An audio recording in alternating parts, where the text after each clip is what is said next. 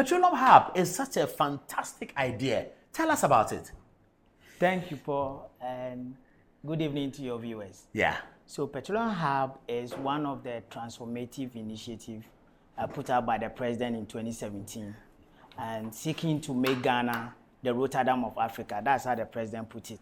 And this project is seeking to build 3 refineries with a capacity of 300,000 barrels per stream day. Oil refineries? Yes. 3? 3. Oh. That will give you... Including Tema or excluding Tema? Excluding Tema. Okay. It's an export-driven strategy. So we are located in Jomro.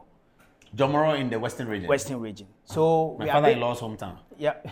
We are building 3 refineries. Each capacity is 300,000 barrels per stream day. So that will give you 900,000 barrels per stream day. We are building 5 petrochemical plants. Who is we? Ghana leading. So this is government-led by private sector development. Yes. So 5 petrochemical. What's this? What are we seeing on the TV? What are we seeing now? Tell us about this. So this is the story about Petroleum Hub.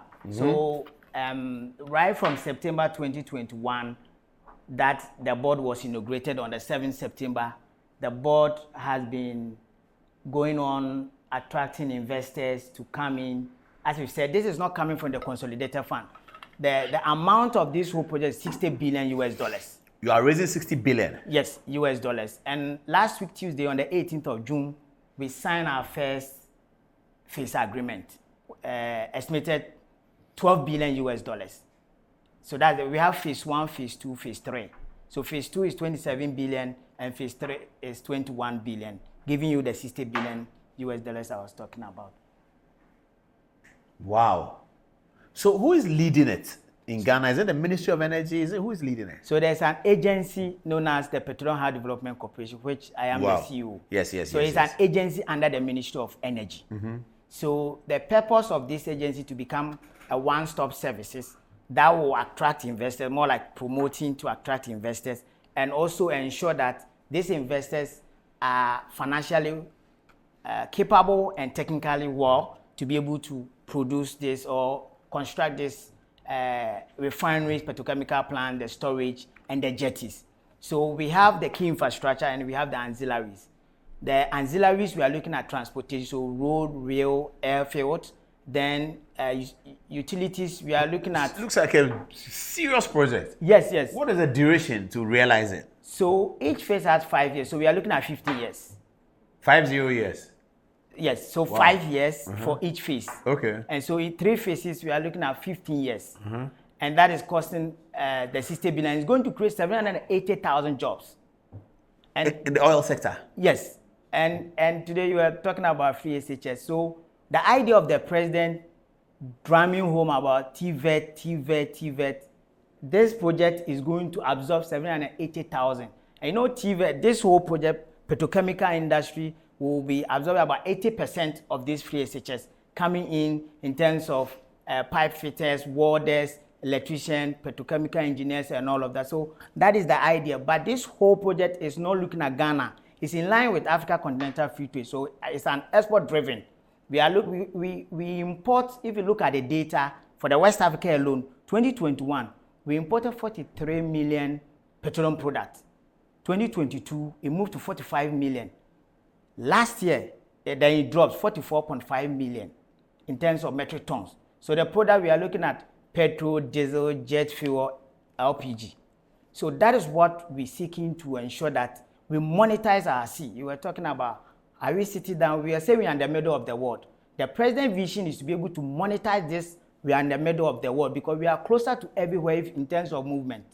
And if we take the Jomro location, the depth for such trading destination is very critical. So you see Takoradi is not able to expand because of the depth of their sea. But this Jomro, we are looking at 16 meters to 27 meters depth.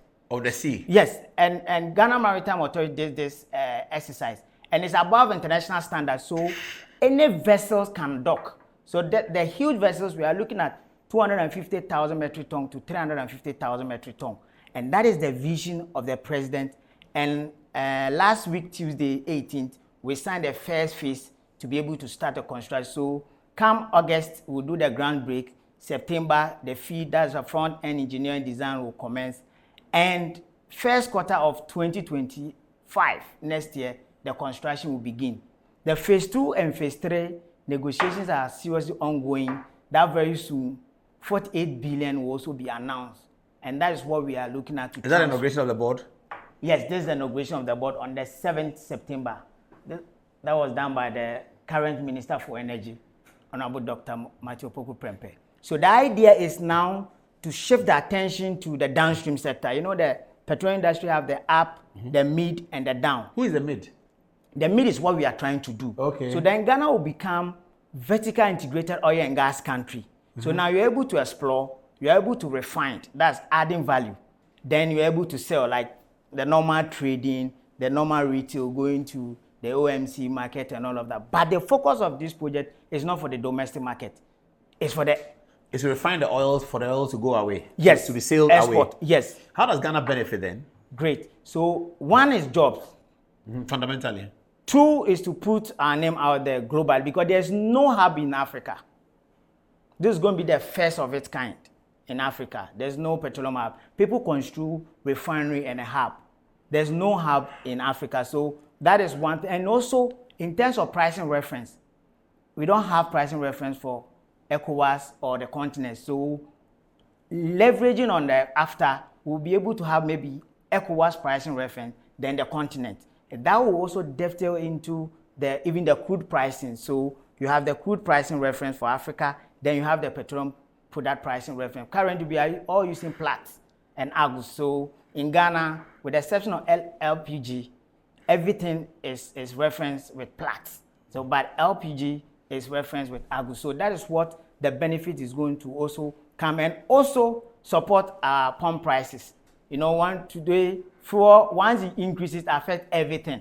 So that's what we are also going to do, because now instead of going to Rotterdam or Singapore to pick product, you are picking it here in Jomro, which reduces your transportation and also affect a lot of people to come. So it's going to affect our financial institution, because you need LCs like 1 billion, millions of dollars. Our banks are going to go up, our aviation. So for instance, there's going to be a major airport that will affect Central, Western, and the hub, which is in Jomro.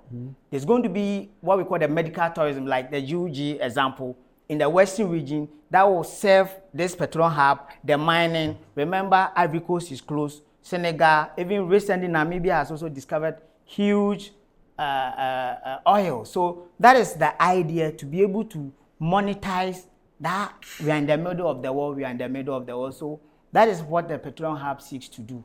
And we are praying to Ghanaians that we should learn to come together, form consortium, like what we've signed the phase 1. It's a Ghanaian who brought these Chinese SOEs together to be able to come and undertake this 12 billion project that we are about to take off come September. So how many refineries will be in the hub? 3 refineries. And each of them is doing 300,000 per day? Yes. So we have phased them. So we have phase 1, 1 refinery, 1 petrochemical plant, 3 million storage, and a jetty. And it's mutually exclusive. Then phase 2, 1 refinery, 2 petrochemical plants, 4 million storage, and a jetty. Then phase 3, the last refinery, 2 petrochemical plants, 3 million, and a jetty. The reason we've done that is that we don't want one investor comes and lock us in case you have a financial challenge. So each of these phases are mutually exclusive. So if phase 1 is locked, phase 2 will be moving, phase 3 will be moving. So that is what we've strategically scheduled that. And this is a build, own, and operate. We are moving away from the olden days of doing things. We have always been having equity 10%, but we've never benefited. So this time around, we want the private sector, as we've all come to say, is the engine of growth, to actually lead it. So you build, you own, and you operate till its lifespan, and then you decommission. Or if you want to calibrate, because every refinery can last for 50 years. So you can recalibrate for another 50 years or 20 years, depending how the investors or the shareholders want to embark on. So, Paul, that is what we're seeking to achieve. And we are calling on Ghanaians, the businesses, the SMEs, to come on board, form that consortium. I think it's about time we should work together, collaborate, and be able to also to partake. And we'll wait, and the foreigners will come, and then we will be complaining that we are here, we've given our projects to foreigners. So that is what Petroleum Hub is trying to do. So in summary, Petroleum Hub is more like GIPC and free zones, specifically for oil and gas. So that is That's a massive idea. Massive idea. Why haven't we heard about this for a while? Yes, because we were on the grounds working. We did not want to talk. We wanted to come out once we get the investor on board and the work that we have done. That's why we were showing the video to see what we've been able to do over the years and now that we are about to take off. So we are coming up with what we call data repository. It's going to be a system to be able to house talents and investors. So wherever you are, we have the USSD, we have the web, and we have the app.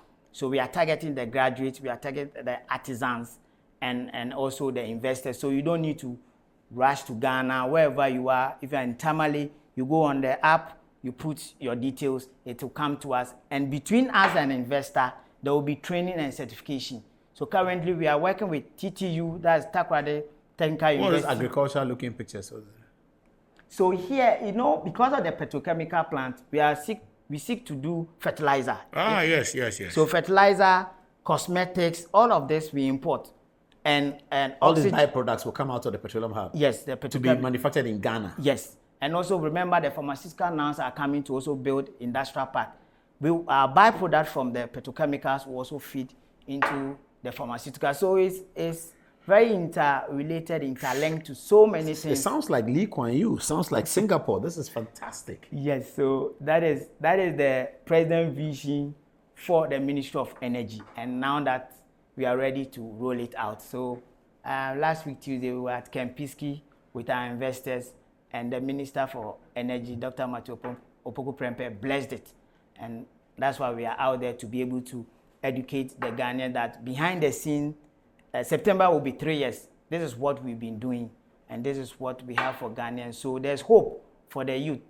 Paul, I've traveled the length and breadth of this country. I've engaged the youth. If you know what the youth are going through and they give you a position, you can't fail. I agree with you. Yes, you can't fail and you can't sleep. And you'll be one of the people you've been inspiring us, because every day I have to read. Every day I have to read. Want you say that, you make me feel very old. Oh, no. No, wait. Let's take some.